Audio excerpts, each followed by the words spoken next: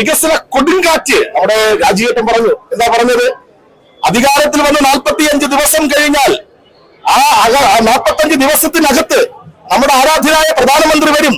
ഇവിടെ ഒരു blue print തയ്യാറാക്കും, ഒരു മാസ്റ്റർ പ്ലാൻ തയ്യാറാക്കും. എല്ലാ വിഷയത്തിനും ഒരു മഴ പെയ്താൽ ഇവിടുത്തെ സ്ഥിതി എന്താണ്? വെള്ളക്കെട്ട്. ഈ വെള്ളക്കെട്ടിന് പരിഹാരം കാണുവാൻ വേണ്ടി കഴിഞ്ഞ പാർലമെന്റിൽ തെരഞ്ഞെടുപ്പിൽ മത്സരിക്കുന്ന സമയത്ത് ശ്രീ രാജീവ് ചന്ദ്രശേഖരൻ അത് തൊട്ടറിഞ്ഞതിന്റെ അടിസ്ഥാനത്തിൽ അദ്ദേഹം എന്താ ചെയ്തത്? ഡിസാസ്റ്റർ മാനേജ്മെന്റ് 150 കോടി രൂപയാണ് അനുവദിക്കപ്പെട്ടത്.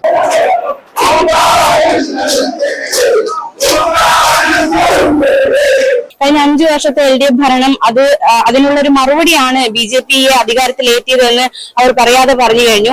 അപ്പൊ ഇനി ഉറ്റു നോക്കുന്നത് എങ്ങനെയാണ് BJPയുടെ ഭരണം എന്നാണ്. ജനങ്ങളുടെ ആവശ്യങ്ങളൊക്കെ നിറവേറ്റപ്പെടുമോ?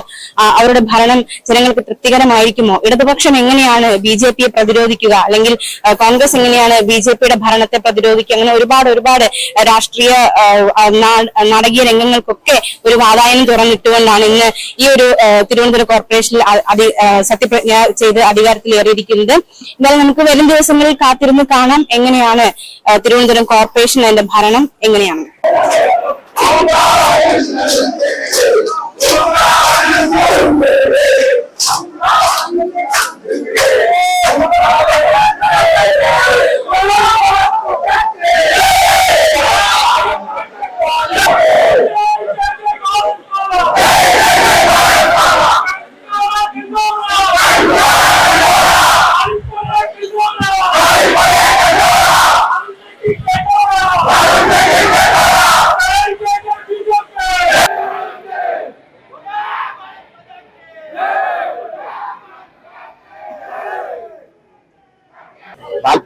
വർഷം CPM നേതൃത്വം കൊടുക്കുന്ന ഇടതുപക്ഷ ജനാധിപത്യ മുന്നണിയായിരുന്നു ഈ തിരുവനന്തപുരം നഗരസഭ ഭരണം നടത്തിയത്.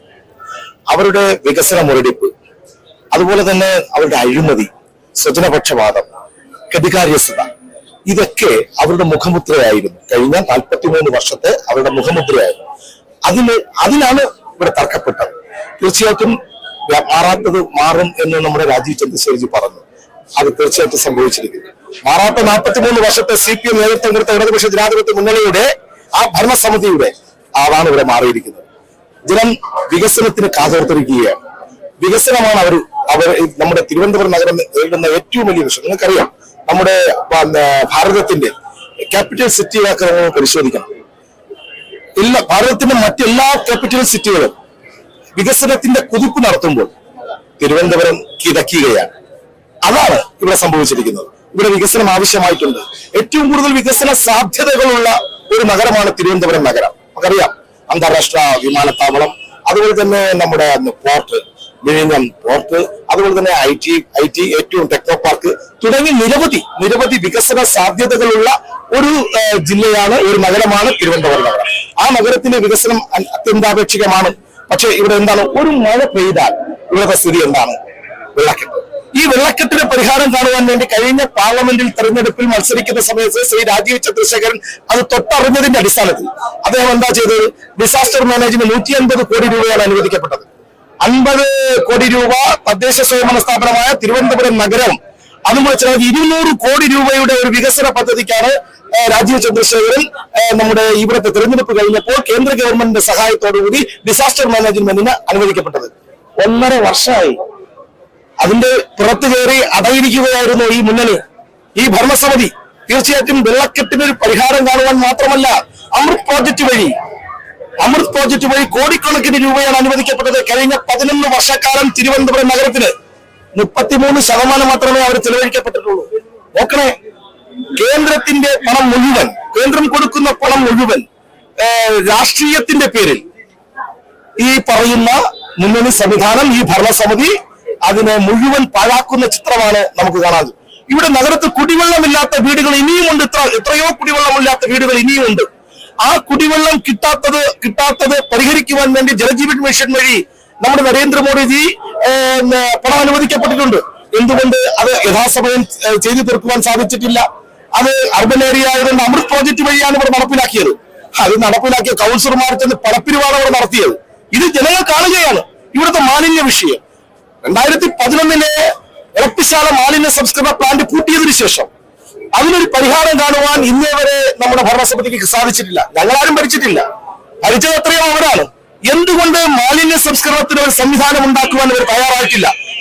നമ്മുടെ കേന്ദ്ര ഗവൺമെന്റ് നരേന്ദ്രമോദി പറഞ്ഞതാണ്, കേന്ദ്രീകൃതമായ മാലിന്യ സംസ്കരണ സംവിധാനം എല്ലാ തദ്ദേശ സ്വയംഭരണ സ്ഥാപനത്തിലും ഉണ്ടാകണമെന്ന് പറഞ്ഞു.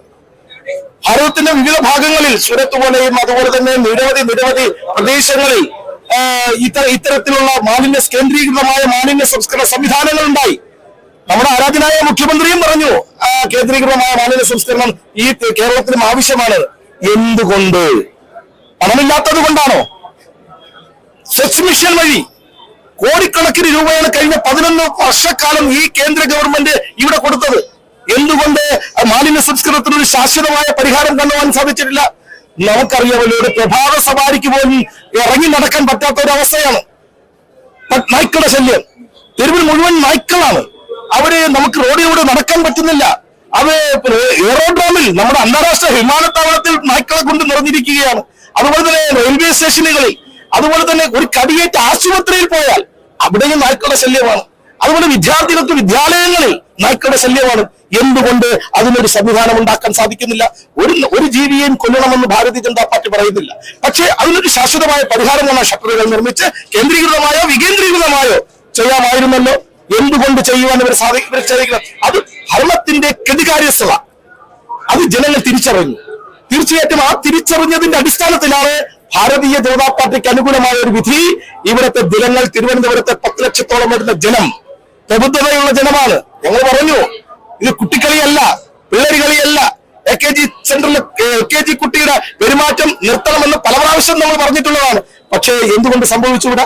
അതുകൊണ്ട് കെടുകാര്യസ്ഥത, വികസന മുരടിപ്പ്, അഴിമതി, സ്വജനപക്ഷപാതം എണ്ണി പറഞ്ഞാൽ ഒരു വേളവട്ടക്കാലം മുഴുവൻ പറയേണ്ടി വരും. തീർച്ചയായിട്ടും അതിനെതിരെയായിട്ടുള്ള ഒരു വിധി തന്നെയായിരുന്നു അതിന്റെ നിവാസികൾ തിരഞ്ഞെടുത്തത്.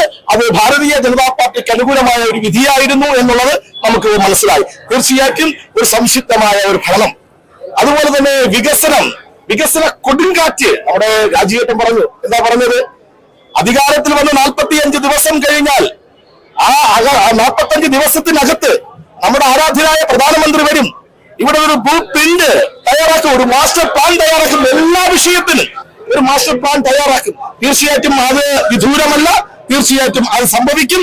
അത് ഭാരതീയ ജനതാ പാർട്ടിയുടെ ദേശീയ ജനാധിപത്യ സഖ്യത്തിന്റെ ഒരു ഭരണസമിതി രൂപീകൃതമാകുമ്പോൾ ആ വികസന സ്വപ്നം സാക്ഷാത്കരിക്കും എന്നുള്ള കാര്യത്തിൽ തർക്കമില്ല, സംശയമില്ല.